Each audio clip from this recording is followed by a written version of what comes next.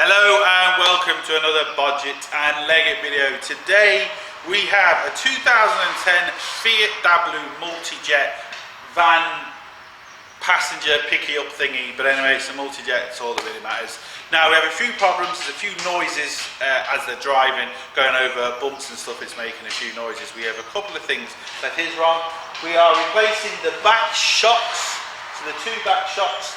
Now this car has shocks and leaf springs. That's the way this one's set up, and like an axle kind of going across. So all we've got to do is take off two bolts to actually release the back shocks. And to give you an idea why the back shocks are bad, hopefully this is coming through. Now this is supposed to have a gap here, don't get me wrong, but it's all the rubber is just completely collapsed. And it's just moving up and down, and it's completely, well, it's just making horrible noises. It might not be shown on the video, but all this rubber's cracked. And as we can see, this one is a hell of a lot worse. This one's actually completely gone. And as you can see, the rubber is just completely falling away. The other side isn't as bad, but it's not far off, even though it looks a lot better. But again, I can only suggest, if one of your shocks has gone this way, always replace two, no matter what, because you'll start having imbalances, you'll start having different pressures on the side of your car, and it could cause you to crash.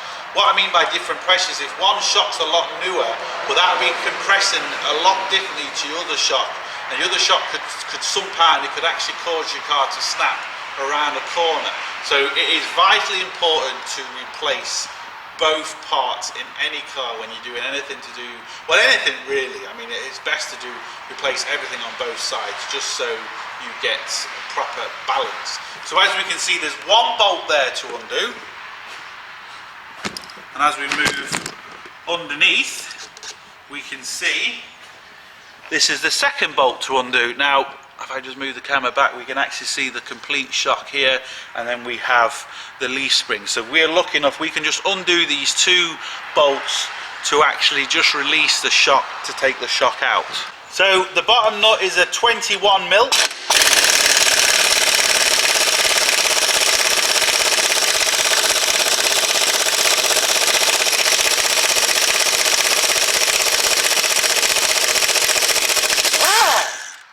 Now, it did drop a little bit, as you can see, but nothing really to worry about. What we are going to have to do, where we're putting it back up, is mostly just jack up the axle with our gearbox stand. Also, it's a good thing to do is to wire brush everything, to give everything a good spray of WD-40 before you really start trying to take anything out. Now, let's see if we can get this one. So this one's a 19 mil.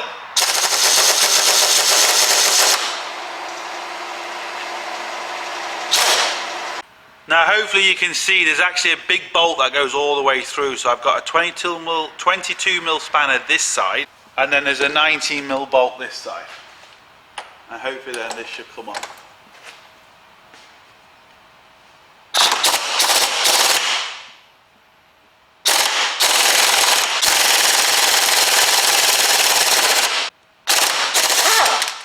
And there we go. We can just see how bad that is. This piece of metal is actually supposed to be stuck and glued in the middle of this bushing, and you can just see how much this is moving.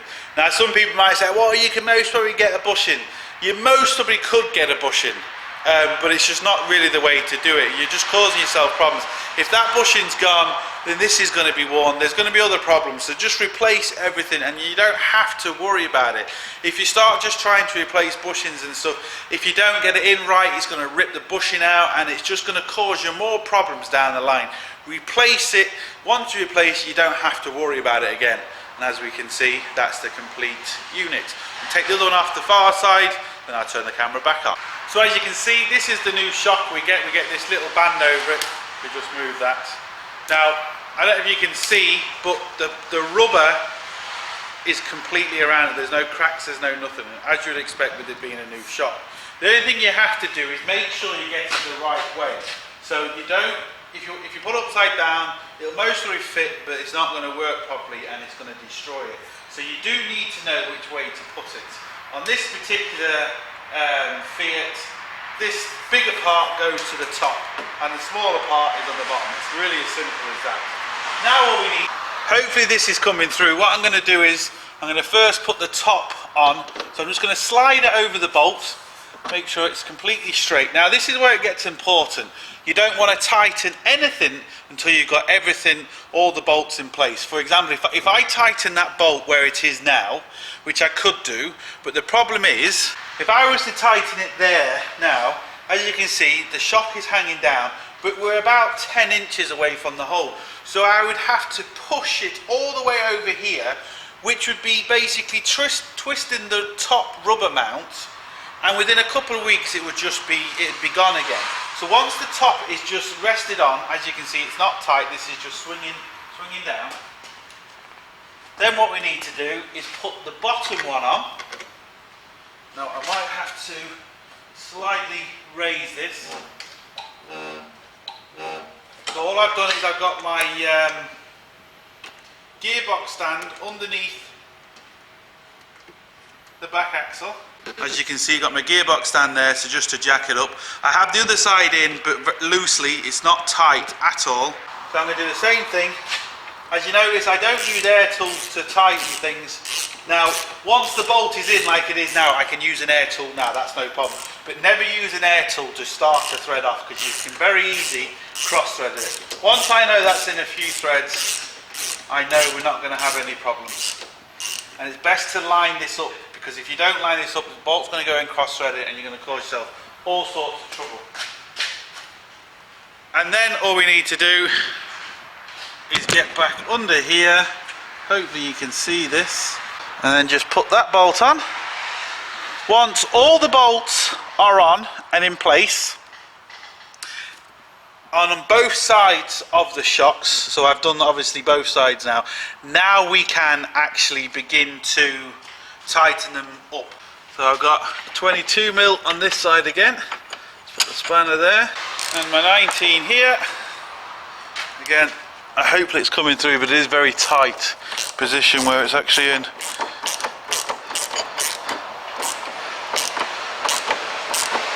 I now know that's in enough for me to use the air gun.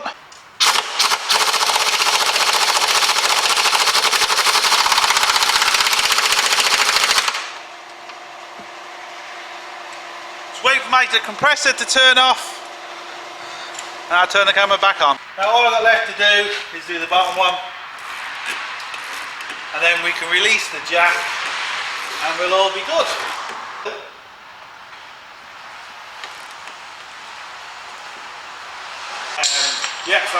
You notice I never tighten anything fully with the air gun. I might screw it in with the air gun, but I always hand tighten it at the end, because you just got a lot more feeling, you know exactly where you're going. But these are the two new shocks. They're in, they're nice. Just going to release the gearbox stand. Might come down a little bit, but obviously not too much, so that's good. Now, so they're all tight. And it is important to put all the bolts in before you tighten anything. Just so you know everything is even, you're not going to put any stress where you shouldn't really put stress. Obviously once you've tightened, then you can release the jack. I've released my gearbox mounting or jack, whatever you happen to be using, it doesn't really matter. They're all nice and tight. We've just got to take it down the road now to make sure they're working as they're supposed to. But yeah, it is important. And in the perfect world, if you're ever doing anything on one side of the car, always do it on the other side of the car, because that will keep it balanced. If you've got one good shock and one bad shock, the car could be kind of going down the road at a bit of an angle. It can cause you to crash. It's not exactly great, but I know it comes down to money. That's why I'm saying the perfect world, you know, if we lived in it, it would be brilliant. So, you know, it's very simple. That's how you do rear shocks, and this is on a Fiat multi-jet, but a lot of them are kind of in and around the same. So yeah, it's really as simple as that, really. So look, hope it helps. Thumbs up and subscribe. If you get your hands dirty, see you for the next one.